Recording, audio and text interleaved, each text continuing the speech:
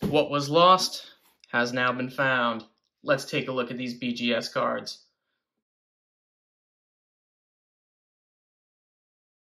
All right, so we're going to be taking a look at some BGS returns today. I sent out 4 cards total. One of them was a card that I wanted to get sent in and recased. That was my BGS 9 First Edition Base Set Charizard, and I hoped that the label would be updated on it as well. Always really risky when you're sending such a high prize card in for a recasing of sorts. And 3 of these cards are actually just cards that BGS messed up the label on. And so you can actually check out our previous video for those returns. They were all error, well, 2 of them were error cards, and one of them just had a messed up number on the label. So we sent those back to BGS, and they were recased for us for free through the grading service of Trading Card World, which we should have a little brochure for in here. There they are. Really great customer service, good communication, and it came back in exactly the time that was promised by BGS. Okay, you can see here is our stack of cards. Get rid of that box. There we go. So in this box are our 4 cards. And the funny thing is that the first time I did a service with Trading Card World, they just mailed them back to me without signature confirmation. And it was a pretty valuable stack of cards that they sent back to me. But this time around, I think because they were well aware that there was a First Edition Base Set Charizard in there, they did do signature confirmation. And so when I went to the post office to pick it up, because I wasn't home upon delivery, so I couldn't sign for it. They actually said at first, they were like, when was it delivered? Because I don't have anything back here. And I said to them, I was like, you better have something back there. I have you guys on camera delivering it and taking it away, and nothing malicious there on their part. I just think that they put it in a spot and they needed to take a harder look for it. Nothing to it. So, ooh, they did a nice job wrapping it this time. I thought last time they could have done a little bit better job with the packaging, just making sure everything was secure. So let's see here. We got the Charizard on top, so let's actually save that for last. Okay, and I want to use this as an opportunity to kind of talk about the whole CGC debacle of sorts. They're changing their grading standards, or the labels at least, completely changing, getting rid of the blue altogether. And I thought that this would be a nice opportunity to talk about that. So first up, there we go. So this card, it was a little bit like part of the surface grade was missing. It was just a bad print. So nice that we have this card back, 8.5, label fixed. Nothing wrong with the actual labeling of the card itself or the recognition or anything like that, just a little smudge on the 8. So here we go. There we have it. You can see now we've got that recognition there, missing damage error card, and it's a near mint 7. And man, I can't tell you how stoked I am to have this in my collection.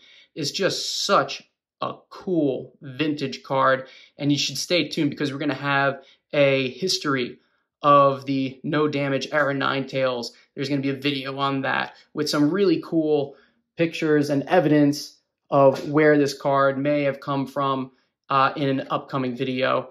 And we have the Blastoise, and again, we've got that stage error recognition there, an 8.5, previously a PSA 8 actually.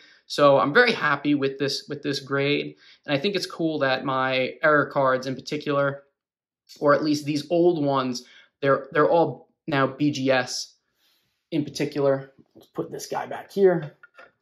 There we go. Make some room, boys. Make some room.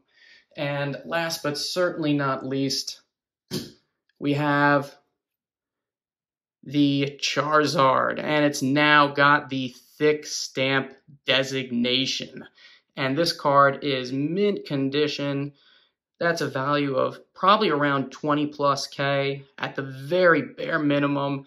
You could see really clean condition all the way around, heavily deserving of that grade.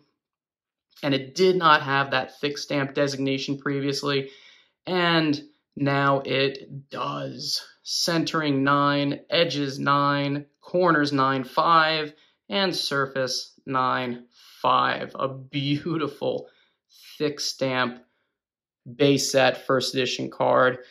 And I think this is actually a really cool opportunity to talk about CGC for a hot second. So we're just going to kind of roll into a little bit of a discussion on that. I'm gonna grab something real quick. Hold on. Okay.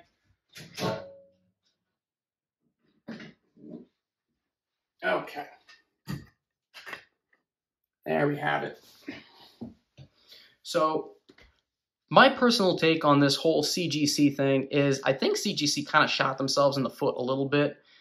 They were kind of finding their own little niche in between BGS and PSA. I thought they kind of had the best of both worlds going. You could have chosen to not have the subgrades and just grade it as is, which I think a lot of collectors were doing. Or you can opt for the subgrades, which I think are of a little more importance for some of the more valuable cards.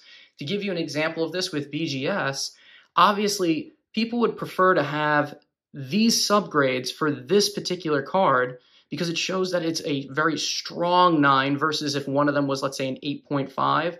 It definitely provides a little bit of a boost to the condition of the card. It gives a little more verification for how nice and clean it is with those 4 parameters.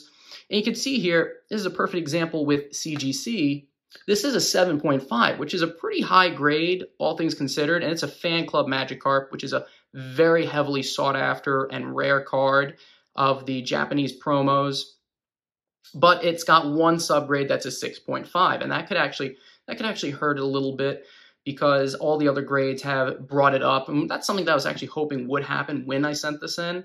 But now, with CGC changing over and not having the subgrades anymore, this card will now just become a 7.5, and you won't know what those subgrades are. You're just going to know that it's a 7.5. You'll have no idea why it's a 7.5, and that's the niche that BGS has carved out for itself.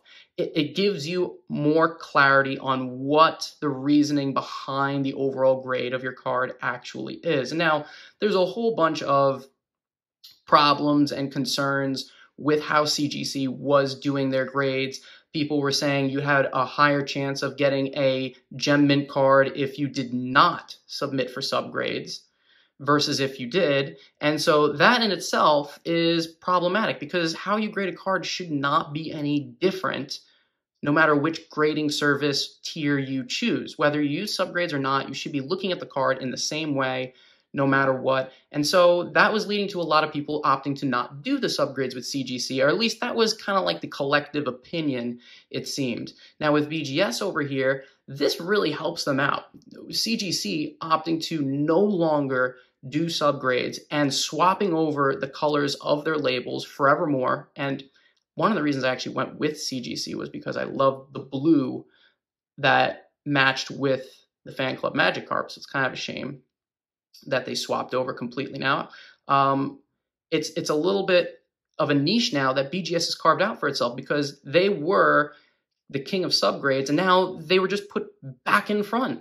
Their biggest competitor just said, we're not doing this anymore. So this is great news for BGS. CGC has now completely ostracized a large portion of its community that was grading with them for the last couple years. Now they're saying, well, now if you want uniformity from now on, you have to send all your cards back to get recased with the new label. And we're not doing it for free. We're going to charge you to send all those cards back. Oh, but here's the bonus. Let's say if you had 9 5s, they're now going to be automatically 10s, which I get it. The 9 5 is a Gem Mint, and a Gem Mint card should be a 10 by PSA standards, so it might as well be just rounded up to a 10. But I don't agree with that because I feel like it's a little bit of market manipulation. I know some people are biased, some people like it. Listen, I only have a few BGS cards, and this is the only CGC card I had. And I went with them because I thought it would be ideal to have them grade this particular card. I said, listen, whatever the subgrades are, I feel like the other parameters are high enough, it'll pull it up. And I like the blue that matches with the blue of the card. I really chose that for that reason. I thought it would be cool, and I was very happy with this particular grade. But it's unfortunate that now they're kind of ostracizing their community. I feel like this is They're going to recover in time, perhaps, but I feel like this really helps out the BGS market. And this just recertified that PSA is king. I mean, really it does, because you've got CGC, which was starting to carve out its own little niche. They had graded some really high value cards in the game, in the hobby, and now they've just completely swapped over. And it does feel a little bit, it feels a little bit dirty of them to do that, because now suddenly 9.5s are going to be worth a bucket ton more of money, because suddenly they become 10s automatically. But you have to risk sending them in to get recased first. So it's a little bit weird like that. Definitely helpful for BGS, because now they have gone back to being the king of subgrades versus CGC, which just kind of just kind of falls away as an afterthought to the side. Not that they don't have some really nice cards, but you know what I mean. So anyway, that's my hot take on it. I think this helps BGS out. It recertifies PSA, makes them seem like king of the hill once again, as if we didn't already know that. And CGC will be trying to recover for a while from this little mishap of sorts. You know, maybe it'll pay out for them in the end. Nobody knows. Just my opinion, hot take. Love to hear your guys' opinion. And don't forget, we do nothing but vintage Pokemon cards here. We try to keep vintage all the time, and this is one of my favorite things to look at, is these old Wizards of the Coast holos, and it's so nice to have this card back with the updated label, including all the other ones, which have been now fixed, but this one in particular, nice, fresh, clean case, no scratches on it whatsoever, and dang, that looks beautiful. So we'll see you guys all next time. Check out Joe R. Vintage Pokemon, especially on Instagram, for more Pokemon content action. Bye-bye.